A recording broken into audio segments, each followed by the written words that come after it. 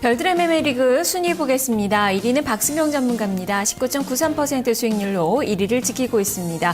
2위는 조용구 전문가입니다. 14.43%의 수익률이 기록이 되면서 역시 2위권에 머물러 있습니다. 3위는 김석철 전문가, 순위가 3계단 상승했습니다. 수익률도 5%가량 증가가 되면서 8.93%의 수익률이 나타나고 있습니다. 4위는 김정수 전문가로 7% 수익률로 수익률이 증가가 되고 있습니다. 이어서 5위에서 8위까지의 순위입니다. 5위는 이재우 전문가 5.64% 수익률, 6위는 이원용 전문가로 4.63% 수익률로 수익률이 소폭 후퇴를 하면서 순위가 한 계단 밀렸습니다. 7위와 8위의 순위가 바뀌었습니다. 이승준 전문가 8위를 탈출했는데요. 2.43% 수익률로 손실폭이 소폭 줄었습니다. 2.42% 마이너스 수익률입니다. 송기현 전문가 2.98% 손실 구간입니다. 자, 이렇게 8명 전문가의 순위를 확인을 해봤습니다. 순위 변동이 약간 있었네요. 수익률도 증가된 전문가가 있고, 좀 머물러 있는 그런 전문가들도 좀 많이 나타나고 있습니다. 자, 이 중에서 김정수 전문가 만나보겠습니다. 전문가님 안녕하세요. 네, 안녕하세요. 네, 순위는 한 계단 후퇴하긴 했는데 수익률이 많이 증가가 됐습니다. 자, 어제 매매 어떠셨습니까? 네, 어제는 이제 종목 수가 이제 한 종목 정도 더 줄어든 상태에서 좀 한 3종목 정도를 운용을 하고 있는 상태이고요. 일단은 한 종목 가운데 이제 SS 반도체 같은 경우는 좀 비중이 한 30% 정도 가지고 있다가 한 절반 정도는 좀 이익 실현을 했고, 그리고 이제 반대로 좀 아침장에 이제 아시아나항공 정도 비중 좀 늘려놓은 상태로 좀 포트를 좀 구축을 해놨습니다. 네, 비중을 조절을 하셨군요. 자, 종목들을 보면서 얘기를 해보도록 하죠. 자, 김정수 전문가의 보유 현황입니다. 김정수 전문가 지금 현재 3종목을 보유하고 있습니다. 아시아나항공 32% 비중이고요. 2% 수익률입니다.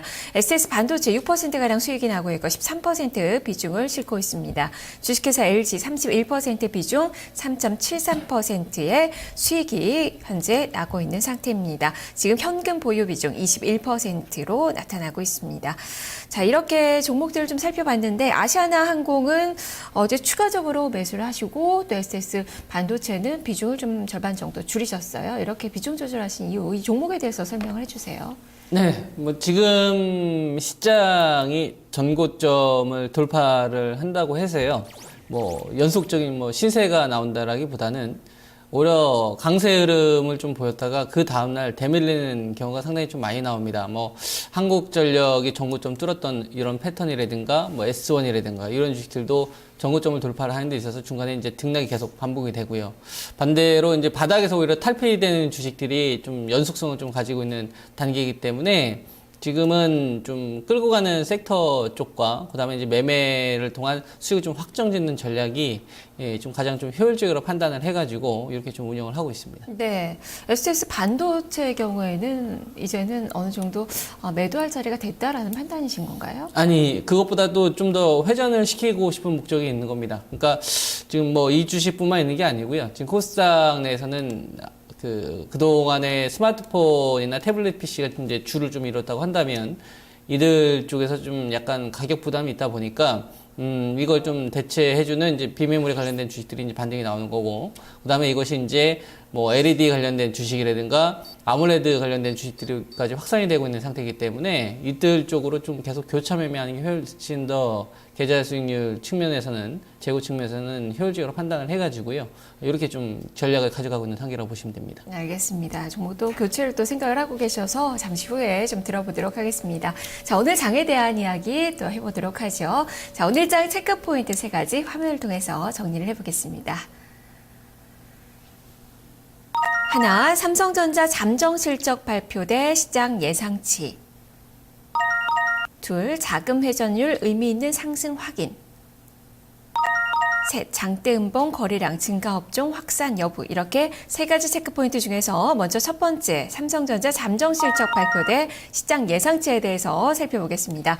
자, 오는 8일 날 다음 주 화요일이죠. 삼성전자의 잠정 실적이 발표가 되는데 사실상 전체적인 실적은 코스피에서 컨센서스가 하향 조정되고 있는데 삼성전자만큼은 또 사상 최고치의 실적이 기대가 되고 있습니다. 네. 여기에 좀 시장이 좀 반응을 보일까요? 어떤 시각이 생각이십니까? 지금은 굉장히 삼성전자 입장으로서는 중요한 위치에 와 있다고 보시면 됩니다. 왜 그러냐면은 지금 환율 자체가 수출주한테는 굉장히 좀 부담을 주는 워낙 강세 그 상황인 겁니다. 그러니까 계속 연중 저점을 이탈을 해서 계속 하향 조절이 되고 있는데도 불구하고 대표적인 수출주였던 그 뭐 자동차 같은 경우는 고스란히 좀 그 주가에 반영을 하는데 오히려 삼성전자 같은 경우는 전고점을 좀 돌파를 했죠. 그러니까 이거는 파이가 좀 커졌다는 얘기입니다. 환율이 떨어졌다 하더라도 이거에 대한 어떤 판매 증가라든가 출하 자체가 계속 더욱더 늘어났기 때문에 네가 뭐 빠져봤자 얼마나 더 빠지겠어. 난 더 많이 팔면 되지.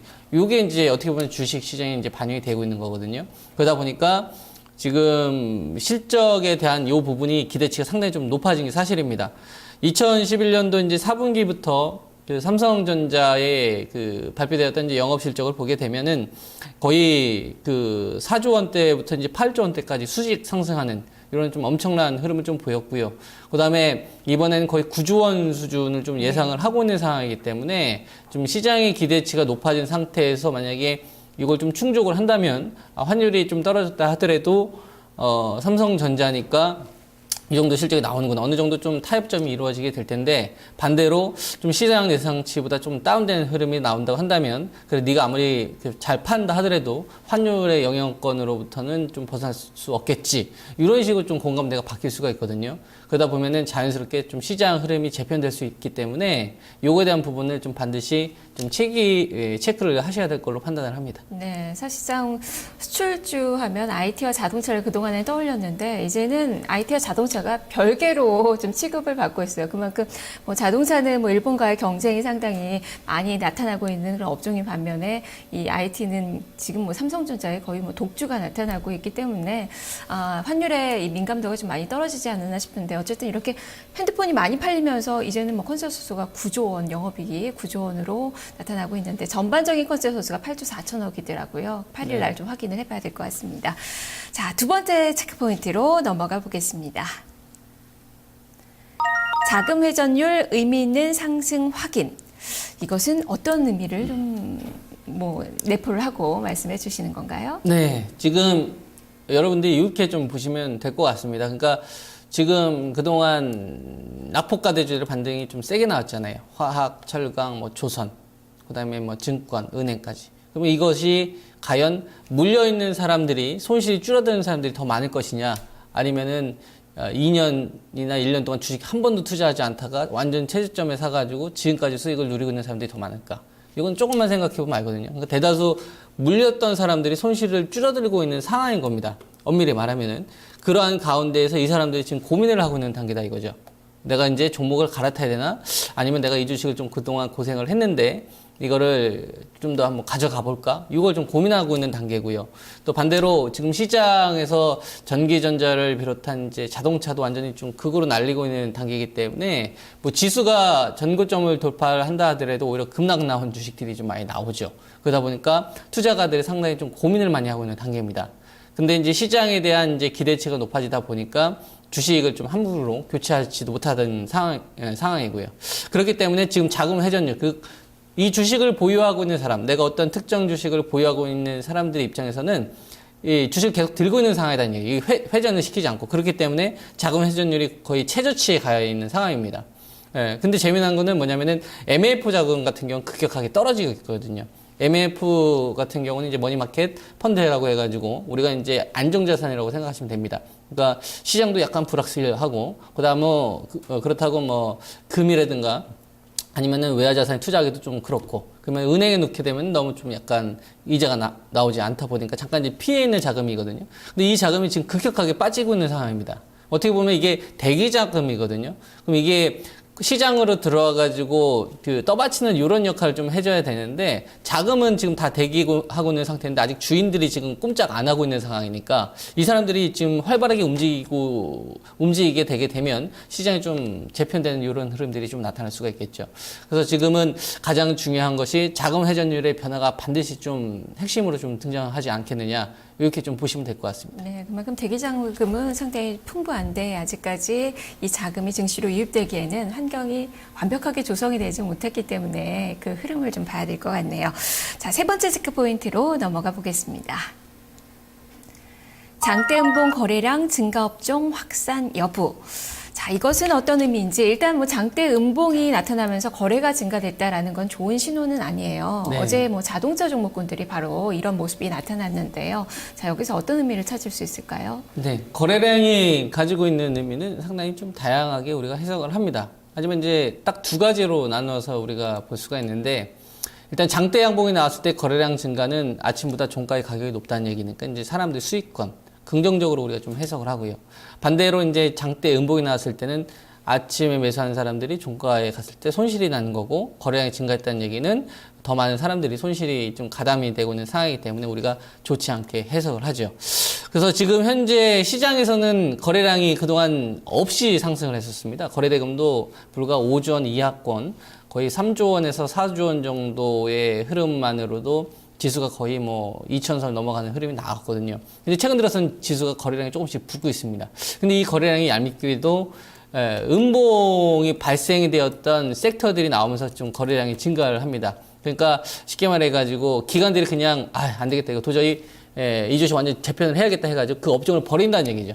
그러니까 지금 보시게 되면은 운수장비 같은 경우가 이제 대표적인데, 거래량이 그동안에는 정체 흐름을 좀 보이다가 장대 음봉이 형성이 되면서 이제 거래량이 좀 터졌고요. 그 다음에 전기전자 같은 경우도 보시게 되면은 일단 뭐 삼성전자의 피소 소식도 좀 있었는데, 뭐 장대 양봉이 나왔을 때는 거래량이 좀 정체하는 흐름을 보였다가 오히려 음봉이 나왔을 때는 거래량이 좀 터지는 흐름이 나오죠. 이게 지금 전기전자하고 운수장비 정도까지 좀 나왔습니다. 이게 나머지 업종 섹터 쪽으로 간다고 한다면 분명히 지수와는 좀 별개로 좀 영향을 받는 이런 섹터들이 진행이 될 수 있으니까 이거에 대한 분명한 리스크 관리도 필요하실 걸로 판단을 합니다. 예, 자, 그렇다면 오늘은 매매 전략 어떻게 세우고 계신가요? 네.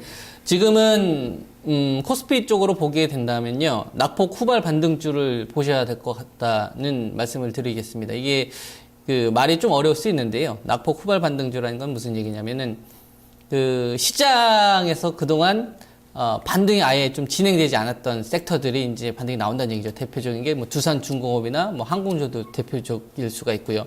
이런 섹터들은 오히려 지수가 좀 조정 흐름을 보였을 때 이쪽으로 좀 반등을 강할 수 있다, 이렇게 이제 보고 있고, 그리고 지수가 전고점을 돌파를 하거나 주식이 전고점을 돌파된다 하더라도 현재 시장 성격은 바뀌었기 때문에 좀 수익 병행하는 전략이 좀 반드시 필요하지 않겠느냐, 이렇게 좀 말씀을 드리도록 하겠습니다. 예. 그렇다면 오늘 또 현금 비중이 상당히 높으셔서 또 매매를 많이 고려를 하고 계실 것 같은데, 관심 가지고 계시는 그 종목 들려주시죠. 네, 지금은 현금이 한 20% 정도 있는데요. 현금 비중이 좀 더 증가가 될 것으로 좀 예상을 합니다. 그리고 변곡점 정도가 다음 주 화요일하고 이제 그 금요일 날 나올 수 있기 때문에 그때 이제 아마 포트 종목이 일부 좀 교체가 되지 않겠느냐, 이렇게 좀 예상을 하고요. 지금 현재 시장에서는 스마트폰이라든가 비메모리 관련된 주식들은 좀 어느 정도 1차 반등성 정도 나왔기 때문에 이쪽에 대한 부분을 일부 차익 실현을 병행을 하고, 반대로 이제 코스닥 내에서도 좀 후발주로 좀 떠오르고 있는 LED 관련된 주식뿐만 아니라 아몰레드 관련된 주식들까지 좀 타이밍을 기다리고 있다. 그리고 이제 철강이나 이제 화학 같은 경우도 저는 이제 조정이 좀 나올 수 있다는 판단입니다. 그래서 이들 섹터가 좀 조정이 나올 수 있는 다음 주 중반 전후 정도를 좀 현금을 활용할 수 있는 시기로 좀 판단을 하고 있습니다. 네, 오히려 조정 시에 매수 타이밍을 또 고려를 하고 계시네요. 말씀 잘 들었습니다. 네, 감사합니다. 자, 이렇게 김정수 전문가의 매매 전략을 확인을 해봤습니다. 오늘장 주요 일정도 확인해 보겠습니다. 화면을 통해서 정리해 봤습니다.